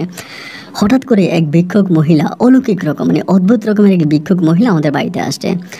তা মহিলার সাথে একটা ছেলে আছে, ছেলেটা হাঁটতে পারে, মানে একটু একটু করে হাঁটতে পারে কিন্তু পড়ে যায় একটু, এরকম অবস্থা, ছোট। তা আমার বউরে এসে বলতেছে যে খাবার দে, আমি খাবার খাবো, আমি ক্ষুধার্ত, এটা বলে।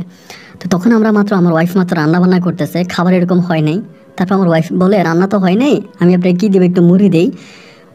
ওই মহিলা বলতেছে না, আমি মুড়ি খাবো না, আমি ভাত খাবো, আমার খিদা লাগছে, তুই আমার ভাত দে। মানে ওই মহিলার ব্যবহারটা জানি কেমন একটু অলৌকিক ছিল, মানে একটু ভয়ঙ্কর রকমের ব্যবহার ছিল।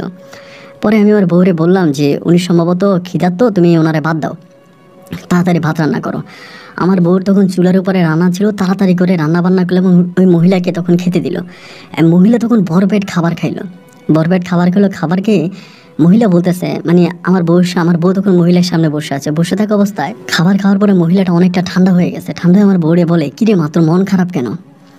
পরে বলে, দেখেন আপনি ভিক্ষা করেন, আপনার সাথে কত সুন্দর একটা ফুটফুটে ছেলে, আমি কথাগুলো শুনতেছি বারান্দায় বসে বসে, যে আপনার সাথে কত সুন্দর একটা ফুটফুটে ছেলে, কিন্তু আমি আজকে বিয়ে করছি, বহু বছর হয়ে গেছে, আমার কোনো সন্তানাদি হয় না, আল্লাহ আমার কোনো সন্তান দেয় না। এই মহিলা তখন আমার বউয়ের দিকে তাকিয়ে বলতেছে, সন্তান তোরে আল্লাহ দিব না।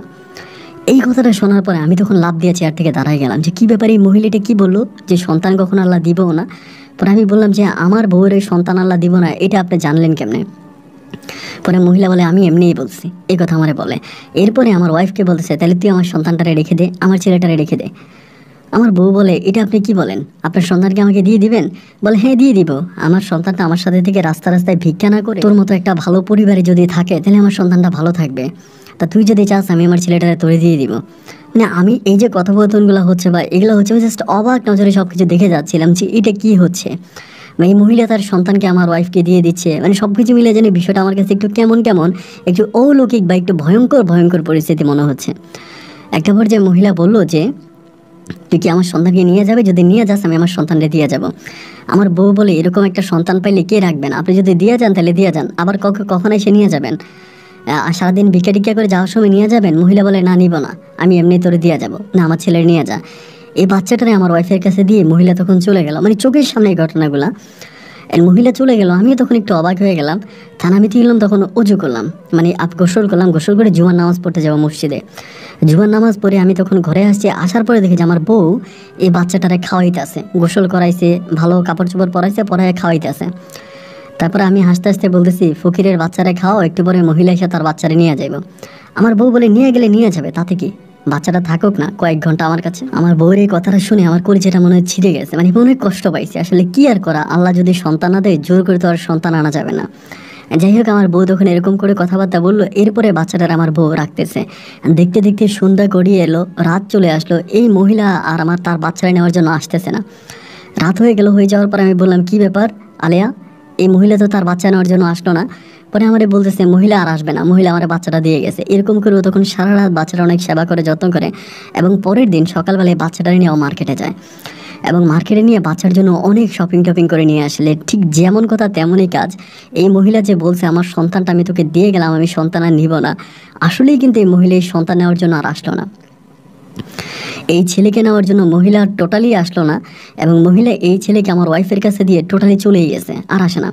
এই সন্তান তখন আমাদের কাছে আস্তে আস্তে করে বড় হচ্ছে। সন্তানের নাম আমি রাখলাম যে শহীদুল ইসলাম, যেহেতু তার মা তাকে দিয়ে গেছে। আমি নাম রাখলাম শহীদুল ইসলাম। তো শহীদুলকে আমি আমার সাথে করে রাখতেছি, এবং ছেলেটাও ভাই এতটাই নম্র ভদ্র বা এতটাই ভালো যে একেবারে আমার যে একটা ছাত্র ছিল আইয়ুব, একদম আইয়ুবের মতো আমার সাথে সাথে থাকে, আমার সব কথা শুনে, আমি যেটা বলি আমার কথা অক্ষরে অক্ষরে পালন করে, আমাকে অনেকটা মানে অনেকটা ভক্তি করে। মানে আমার তখন সন্তানটাকে অনেক ভালো লাগলো, মানে ছেলেটাকে অনেক ভালো লাগলো। এরকম করে একদিন দুই দিন নয়, দীর্ঘ প্রায় 1 মাসের মতো কেটে গেল। 1 মাসেও এই মহিলা এই সন্তানটাকে নিতে আর আসলো না। তো 1 মাস আমি ছেলেকে জিজ্ঞেস করি যে তোমার বাড়ি কোথায়, তোমার ঘর কোথায়, তোমরা কোথায় থাকতা। এবং এই ভিক্ষুক মহিলার বিষয়ে অনেক মহিলাদের সাথে কথাবার্তা বলি, এই ভিক্ষুক মহিলার কোনো ঠিকানা কেউ দিতে পারে না, যে এই মহিলা কোন জায়গা থেকে আসছে বা কোন জায়গায় এই মহিলার ঠিকানা, তার বাড়ি কোথায়, ঘর কোথায়, এগুলো কেউ বলতে পারে না।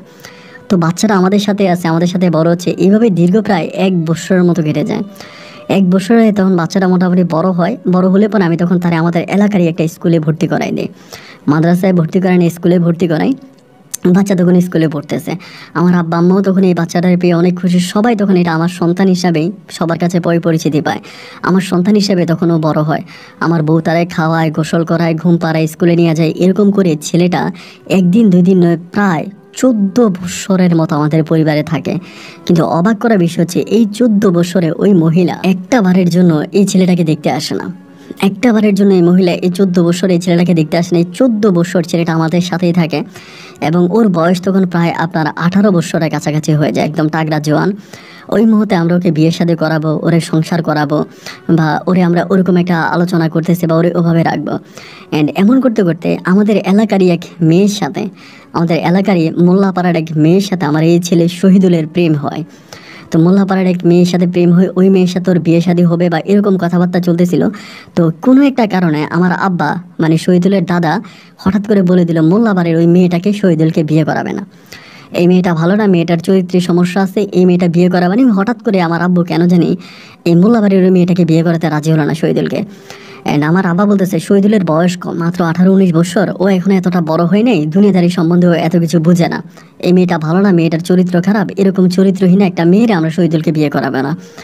মানে টোটালি আমার আব্বু ওই বিয়েতে রাজি হলো না। রাজি হওয়ার না পরে আমার ছেলেটা তখন বাসার মধ্যে প্রচুর ভাঙচুর করতেছে, অনেক ঝামেলা করতেছে যে না ওই মেয়েরে বিয়ে করবে, ওই মেয়ের সাথে ওর প্রেম ভালোবাসা চলতেছে, ওই মেয়েকে ছাড়াও বাঁচবে না।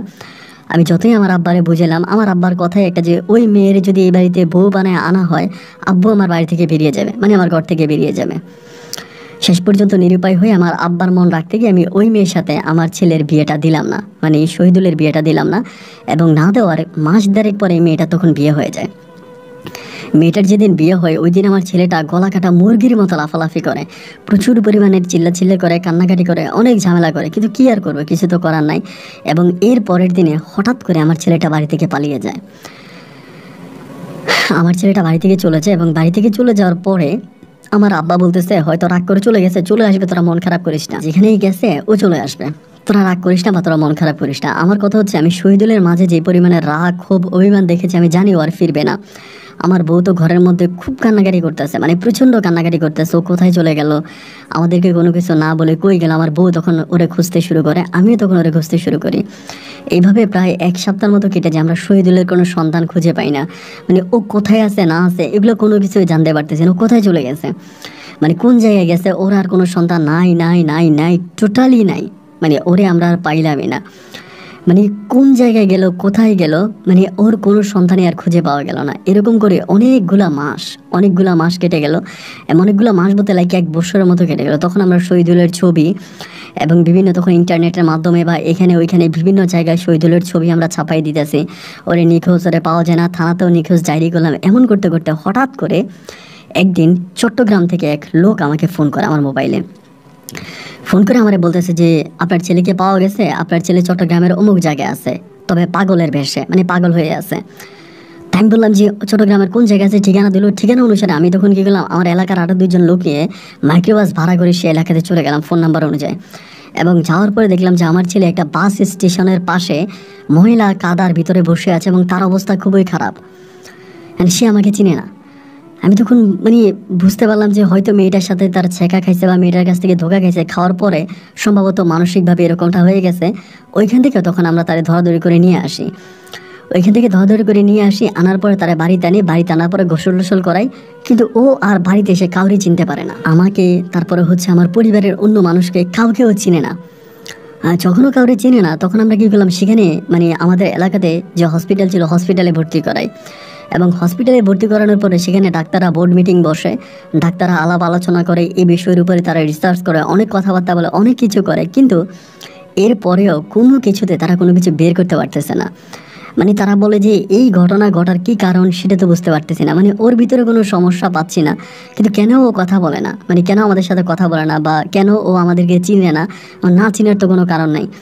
আমার বউ তখন ওরে ধরে কান্নাকাটি করে, শহীদুল ও আব্বু, আব্বু রে তুই আম্মুরে চিনোস না, আম্মুর সাথে কথা বলস না কেন, আম্মুর সাথে কথা বল। ও আর আমার ওয়াইফকেও চিনতে পারে না, আমাদের কাউরিও চিনতে পারে না, মানে টোটালি ওর কাউরে চিনে না। মানে এমন একটা অবস্থা যে মানে কেন এরকমটা হলো আমি বুঝতে পারতেছিলাম না।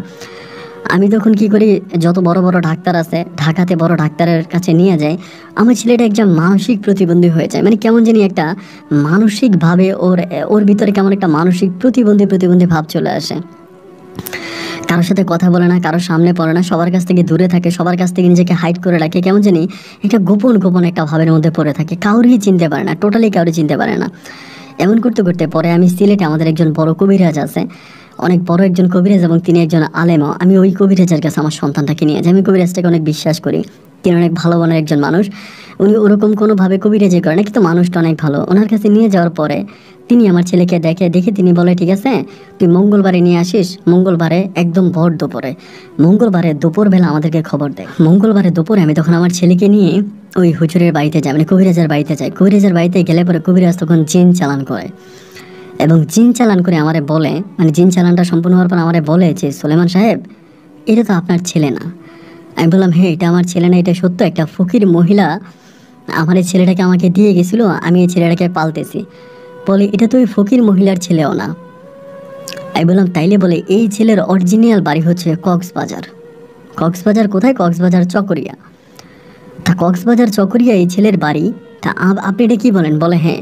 পরে তিনি আমাকে এই ছেলের পুরো ঠিকানা, তিনার জিন দ্বারা এই ছেলের যে অরিজিনাল ঠিকানা, এই ঠিকানাটা আমাকে লিখে দিল। জিলা আপনি এই ঠিকানা অনুসারে যান, গেলে দেখবেন যে এই ছেলে ওই ঠিকানার ছেলে, মানে ওই পরিবারের ছেলে। তা আমি বললাম যে ওই পরিবারের ছেলে এখানে কীভাবে আসলো, মানে আমাদের পরিবারে কীভাবে আসলো, আমার কাছে কীভাবে আসলো? পরে বলে একটা জিন, মানে একটা বাচ্চা, মানে অসুস্থ একজন জিন মহিলা তার সন্তানকে এই জিনটার, মানে এই ছেলেটার মাধ্যমে ঢুকিয়ে দেয়, মানে এই ছেলেটার ভিতরে ঢুকিয়ে দেয়। এবং ঢুকিয়ে দেওয়ার পরে ওই পরিবার থেকে এই ছেলেটাকে নিয়ে আসে, এনে তার সন্তানটাকে, তার ওই যে জিন সন্তানটা ছিল ওই সন্তানটাকে এই বাচ্চাটার ভিতরে রেখে আপনাদের কাছে ছেলেটাকে মানুষ করে। এবং মানুষ করার পরে জিন যখন তার ওই সন্তানটাকে নিয়ে চলে যায়, এবং চলে যাওয়ার পরে এই ছেলেটা তখন আর তার পুরনো কোনো স্মৃতি মনে করতে পারতেছে না, মানে তার অতীত সম্বন্ধে কোনো কিছু মনে আসতেছে না। মানে আমি ওই কবিরাজের কথা তেমন ক্লিয়ার বুঝতে পারলাম না যে কবিরাজ আমার এটা কি বললো। কবিরাজ শুধু আমাকে এটা বললো যে ছেলেটা আপনাদেরকে চিনবে না, কারণ ছেলেটার ভিতরে যেই একটা জিন ছিল ওই জিনটা চলে গেছে, আর এই জিনটা চলে যাওয়ার কারণে ছেলেরা আপনাকে আর চিনতে পারে না।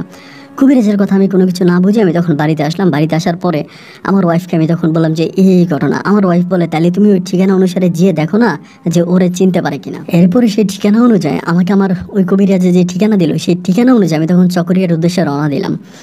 এবং চকরিয়া গেলাম, যাওয়ার পরে ওই ঠিকানা অনুসারে ওই পরিবারে গেলাম। যাওয়ার পরে অবাক করা বিষয়, ভয়ঙ্কর বিষয় হচ্ছে ওই পরিবারে আমার ছেলের মতো অবিকল চেহারার দেখতে আরও 2টা ছেলে আমি দেখলাম ওই পরিবারে। এবং তারা বলে তাদের এক সন্তান নাকি হারিয়ে গেছে ছোটোবেলায় হারিয়ে গেছে। তাদের মাধ্যমে আমি জানতে পারি যে আমাদের এক সন্তান ছোটোবেলায় হারিয়ে গেছে, ওরে পাওয়া যাচ্ছে না, অনেক ছোটোবেলায় হারাইছে। পরে আমি অবাক হয়ে আমার যে ছেলেটা আছে আমার ছেলের ছবিটা দেখাইলাম।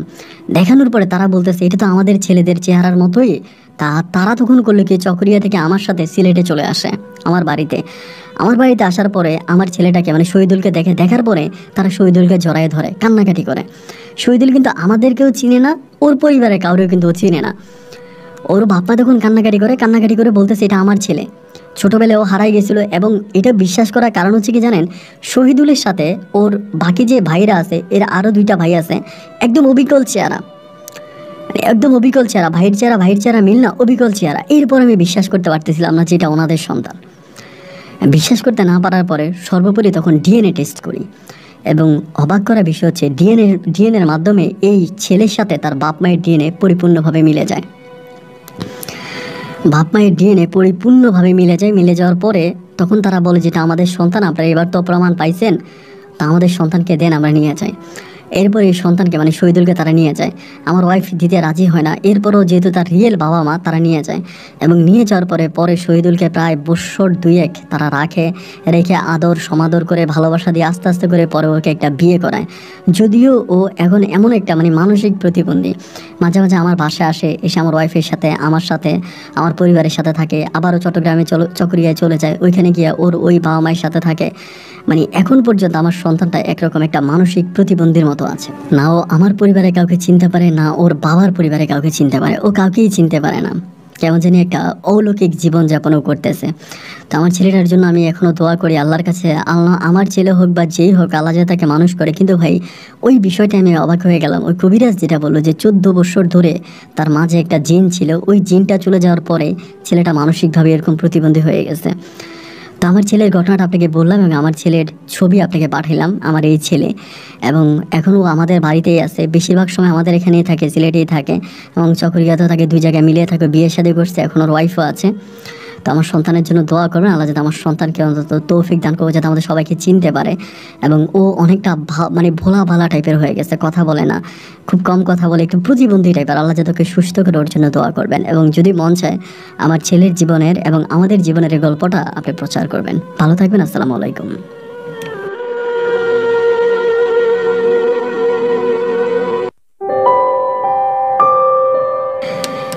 প্রিয় বন্ধুগণ, সবাইকে অনেক বেশি ধন্যবাদ এতক্ষণ পর্যন্ত সিলেটের ভাই সোলেমান হোসেনের জীবনের বাস্তব গল্পটা শুরু থেকে শেষ পর্যন্ত আমার মুখে শোনার জন্য। বন্ধুরা, এই গল্পটা আসলেই খুবই ভয়ানক এবং অদ্ভুত তাজ্জব একটা গল্প। গল্পের লাস্টের দিকটা আমি আসলে খুব ক্লিয়ার নিজেও বুঝতে পারিনি যে আপনাদেরকে কি বলবো। সোলেমান ভাই যখন একজন কবিরাজের কাছে নিয়ে যায়, সেই কবিরাজ বলে যে তার সন্তান মানে তার শহীদুলের সাথে নাকি একটা জিন ছিল, 14 বছর পর্যন্ত ওই জিনটা তার সাথে ছিল এবং ওই জিনটা চলে যাওয়ার পরেই শহীদুল মানসিকভাবে প্রতিবন্ধীর মতো হয়ে যায় এবং মানসিক প্রতিবন্ধী হয়ে যাওয়ার পরে সিলেটে মানে চট্টগ্রামে শহীদুলকে পাওয়া যায় এবং সেখান থেকে আনার পরে শহীদুলের অরিজিনাল ঠিকানা ওই কবিরাজের মাধ্যমে পাওয়া যায় এবং সেই ঠিকানা অনুসারে জানা যায় যে শহীদুল তাদেরই সন্তান। এই পুরো বিষয়টা মানে আমার কাছে কেমন জানি একটু ঘোলাটে মনে হচ্ছে, আমি আসলে বুঝতে পারি না। এরপরেও তিনি আমাকে শহীদুলের ছবি পাঠালো এবং ছবি দেখে যেটা মনে হলো যে ছেলেটা অনেকটা হ্যান্ডসাম, অনেক গুড লুকিং, অনেক সুন্দর, স্মার্ট, অনেক কিউট। কিন্তু এরকম একটা ছেলে মানে শহীদুল বলে কাউরেই চিনে না। মানে সোলেমান সাহেব বলে যে তিনি তো আমার বাবার বয়সে একজন অনেক বৃদ্ধ মানুষ। তা তিনি বলে যে আমার ছেলে আমার পরিবারে কাউরেও চিনে না এবং তার পরিবারে কাউরেও চিনে না, মানে এখন পর্যন্ত কাউরে চিনতে পারে না। যেখানে বিয়ে করানো হয়েছিল ওই বউয়ের সাথেও ছেলের সম্পর্ক খুব একটা ভালো না। ছেলে প্রতিবন্ধী বউ জানতে পারছে এবং বউকেও ঠিকমতো ওভাবে আদর সমাদর বা বউয়ের প্রতিও তার কোনো এরকম আকৃষ্ট টান ভালোবাসা নেই। সবকিছু মিলে শহীদুলের জীবনটা এক বিচ্ছিন্ন জীবন এবং এই জীবনের জন্য সোলেমান সবার কাছে দোয়া চাইছে, আপনারা সবাই দোয়া করবেন শহীদুলের জীবনটা যাতে ঠিক হয়, শহীদুল যাতে সবকিছু বুঝতে পারে এবং বাস্তবতা শহীদুল বুঝে যেন সুন্দর করে তার জীবন পরিচালনা করে এবং আল্লাহ যেন শহীদুলকে ভালো করে দেয়। সবার কাছে দোয়া চাইছে, আপনারা সবাই শহীদুলের জন্য দোয়া করবেন। সবাই ভালো থাকবেন, সুস্থ থাকবেন, এই শুভকামনায় আজকের মতো এখানে বিদায়। দেখাবো অন্যদিন অন্য কারো বাস্তব জীবনে।